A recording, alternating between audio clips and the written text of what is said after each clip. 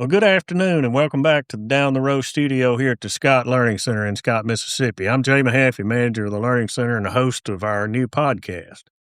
This is season 1, episode 2, and I got a couple of guests with me today. We're going to talk about what's going on around Scott a little bit, talk about what's relevant in their territories and what's happening. Good afternoon, gentlemen. Good afternoon. I am Josh Rupert, and I'm a technical agronomist in Northeast Arkansas and the Boot Hill, Missouri. I'm Alex Webb, technical agronomist, Eastern Arkansas. Well, we're glad to have you all today. We've been here at a meeting in Scott talking about a variety of issues. Everybody's seen the chaos that's going on around here today. The best way I know to describe it is it's kind of feels like spring around a research station.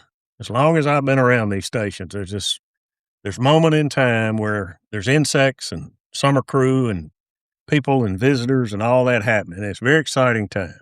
People running everywhere. It's people everywhere. It's semi-organized chaos. It started out going to be organized in February, and it's turned into fairly well chaos at the moment. Kind of sounds like a typical farming operation as it goes. I describe the Learning Center as farming with an audience. Controlled chaos. Yep. We tear up things and always tear them up on the road where everybody can see. Sometimes on purpose. Absolutely.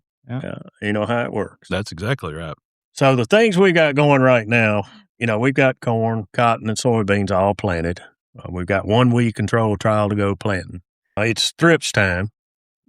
Thrips are in our cotton in a big way. We started out sampling today. We'll know what's happening there. Thrive-On seems to be doing what Thrive-On does. We have insects in the field and very little, if any, damage. So that's very encouraging, especially to a cotton entomologist like myself. And I think we all need to stay tuned and see how that goes. We're fast coming up to the time when it's cotton PGR time. And I think it's time to start at least thinking about that. What do y'all think? I think we're getting close, and that's kind of like what you said. We've got a lot of cotton that's depending upon, when it got the rain from emergence to, I saw some that was, putting on third leaf. So it's moving on along, and PGR management's it needs to be on the forefront because with the heat we've had and the moisture, it should be fixing to take off. We're off to the races, no doubt. Some of our earlier planted cottons really started to grow off, got a few nodes on it, but we need some sunshine and some heat, and we're finally getting it. We had a couple weeks there, some good rain, but we need to get our sprayers ready. We're going to be needing them here pretty quick, I think. So you got moisture in the soil for the most part? Yep. We probably had the driest cotton planting I've ever seen in our area. And, just over the last, I guess, really kind of been 10 days, we've had off and on rain about everywhere. And it looks like we got some, like I said, that's was a little early and pushing on off. And then we got some where we're still kind of evaluating some stands. So the older stuff won't be long yet, and we'll be ready for the PGR management. Yeah, and the reason we're taking time to do this today, I hope, is to share some information specific for your territories. But I'd like the audience to keep in mind, too, a lot of this conversation is going to be kind of general, and it can be translated into many other geographies. You need to do that carefully and consider it with your local reps and varieties and whatever else you got planted. But our goal today is really talk about a little bit about what's going on around Scott, because our program around here is ever-changing, and we always evaluating varieties for response to PGRs and populations and whatever else, how they grow. But there are other things to consider that are very important, if equally important, I think, when we start talking about PGRs. And a lot of those things are, I wouldn't say controversial, but they sort of fly in the face of history a little bit. And by that, I mean things like starting timing of PGRs and, all of that sort of stuff, allowing for varieties. What's y'all's experience in your part of the world? We typically look, around that pinhead square time frame is when we'll see, if we're coming across, got some plant bugs or something, we may throw a little bump of PGR management in there with it.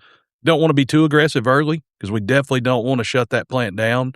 There are certain varieties that we all know are extra growthy, say your 2038, some 2537. Some of these varieties that, can get away from you.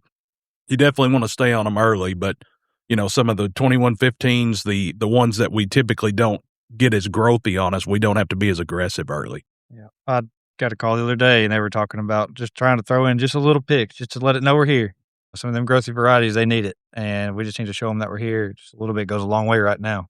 Yeah, I think it's worthwhile to consider the way I view that in managing a field is you kind of build a profile around what that field is.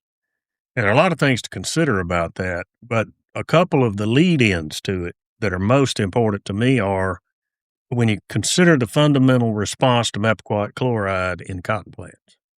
We know at least the effect and probably the AI is long-lasting. So if we put some on early, it's in there later, or some part of it's in there later. That makes that early application very important for that reason, and the fact that they typically measure an increase in retention from that, even at those very low rates. To some degree, they would compound on each other. Yes, they can be additive on some level. I don't want to be the guy that has to figure out how much they add.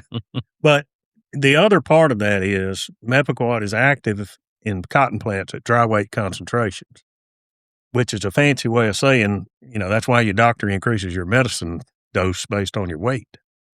The more plants you have, the more you have to put on to get above the level of activity, and then that gets diluted out over time. That's why we grow out, quote unquote, of pigs. So if I put a little bit on there early, I get oftentimes you get much better response later. Yep. And it's tough to play catch up. Yeah. Yep. And my concern, and the reason I hope we're having this conversation, is to relay that information. Some of these varieties, particularly one of the new ones, 2530 Delta Pine 2537, is a very exciting new thrive-on. It's also the least determinate cotton we've grown in a very long time. And I don't feel like anybody should take the risk of it growing away from you. It's one where you need to be as aggressive as the environment lets you be. That's what, we've kind of took it. We've had a lot of 2038 in our area. A lot of our guys are used to having to really stand on that one to keep it from getting away. So where we are looking at the 2537, those same type of guys who are comfortable with that type of aggressive management. And because I've told them it will flat get away if you let it. So, it's one you want to be. I don't mind being a little more overly aggressive early on it. And that variety in particular, we may have to approach some population differences on some productive acres like you do here at Scott, Jay. Yeah, population, we'll get into that probably later, but when you think about the effect that mepacquat has on a plant, it reduces the amount of gibberellic acid produced by the plant. Well, what's that known as? The shade hormone. So if we reduce the plant-to-plant competition by planting lower rates, and it's not appropriate to do that in every case, so do it carefully. You reduce that natural competition to start with, all of a sudden your PGR applications don't become quite the crisis. Agreed. And it's to me, it's an agronomic modification a lot of folks ought to consider. And the next part of that equation to me is, what do I do when it's dry?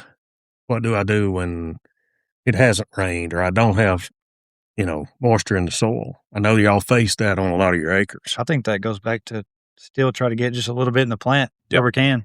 A little bit goes a long way. That's right. And that's where I totally agree. I would look, at maybe dial that initial dose back just a touch with the weather you have, forecast over the week ahead of it. Like I say, I don't want to be too aggressive at first and shut that plant down. I just, like Alex said earlier, kind of bump it and let it know we're there. Yeah. The timing to consider that, in my view, would be in that 8 or so node stage.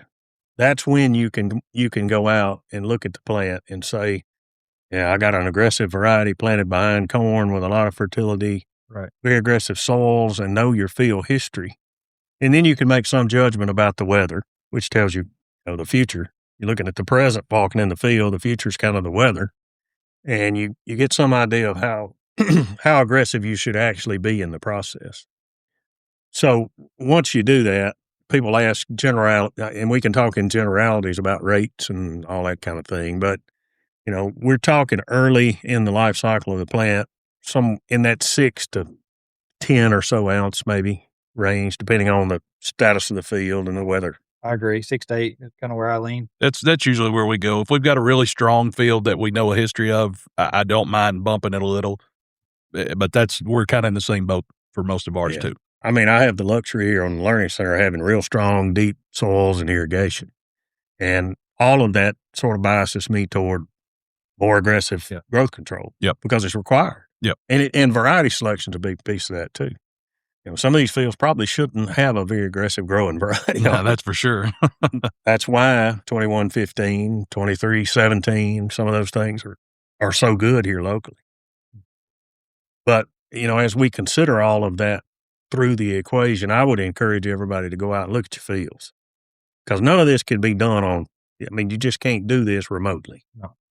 We can talk about, and the goal of this conversation is to share the information and share what to be aware of. And I call it generate food for thought. So we come up with food for thought and things that need to go look at, and then we can stage our fields based on risk, then try to make the best decision we can make. Yeah. Understanding the varieties you have is very important, especially at this stage. Yeah, the varieties. And, as you think, new varieties, ones we've had for several years, we all feel pretty comfortable with. As we have the NP varieties, the new stuff coming, we like to walk those and kind of learn where some guys are more aggressive, some guys are not as aggressive, and kind of have as much of an idea as we can going forward with these new ones, because some of them are very similar and some of them are not at all. And so you got to know which ones, need to be whipped a little and which ones need to be, babied. Yeah, it's interesting to me. Everybody, many crops in my career, we don't remember a lot of the popular things that we grew 20 years ago in grain. Think about cotton. Everybody remembers 555 and 1646 and 50 and 20 if you're old enough. Mm-hmm. And we tend to compare them to that. And I think it's because it's taken us historically a long time to learn how to grow those, relatively a long time, several years or seasons of experience to learn how to grow those things. And what we're trying to do is cut the learning curve off in that evaluation process. And one thing I would like to point out in this conversation, it's not just variety anymore. You think about the technologies and traits that are present in some of these varieties. The example I think of commonly is Thrive-On, and combine that with nematode tolerance and combine that with aggressive genetics or indeterminate genetics. And all of a sudden you may have a more growthy system than the sort of varietal, maturity determinacy evaluation would tell you have. And that's one thing we've noticed on some of the Thrive-Ons, when they don't have, the thrips kind of weighing them down early. And there's a lot of times we have to be on those earlier than we do a non-Thrive-On variety as far as when we put our first application out, just because they have grown through without ever having a hiccup. Yeah, the way I describe that to people is a similar timing, but it seems to happen quicker. Exactly. That's a good way of putting it right there. And then you combine that with, all of a sudden you've got nematode tolerance like 2522 or 2624, and 2141. Mm-hmm. Those are different tolerances or combinations of tolerances. But what happens when more of the roots are yours? We don't know how much, but more of the roots are yours, and you don't have thrips damage or much thrips damage. Suddenly you've got a plant it's letting it strut its stuff some. Next thing you know, you get a rain after some fertilizer, and here it comes. Yep. The good part is in cotton, we have a tool that lets us manipulate that relationship. Yeah. We just have to use it and scout and use it the appropriate way. That's the way we can. Yep. So any other comments or things you'd like to add about PGRs? No, nothing that I can think of. I mean, outside of, there's no replacement for walking your fields, knowing what's coming, paying attention to the forecast coming and where you're at with your fertilize to moisture, and how quick that stuff's fixing to take off. I just think trying to be proactive is better than reactive. Yep. And do the best we can with anticipating our next time to spray. Yeah. I mean, there's no place for reactivity. You can't replace reactivity in cotton. It's part of the process. But we can go into it with an idea of what we may be facing. And that's why this risk profile of each field, each case, each rotational situation is so important. And I would point out to everyone here on the Learning Center, we're following all this up as closely as we can. We've got a lot of work here on site where we characterize varieties in about every way you can imagine. I would invite the listeners to come see us. You don't need an appointment. These guys, I'm sure, would be glad to bring you down if you want to see them. Sure. Contact your local Bayer rep, and we'll be happy to host you for a tour anytime or supply you with all the information we can. If there's any comment or commentary you'd like to make about this, my email address is j.mahaffey@bayer.com. Send me an email, tell us what you think, give us ideas of information that you'd like to hear us talk about on this podcast. We have a full program in the field. We welcome your input to it, and we appreciate you going down the road with us today. Sounds good. Thanks for letting us join the podcast here today. Yep. Thank you for having us. Glad to do it. We'll see you down the road. Thanks for coming, and thanks for listening.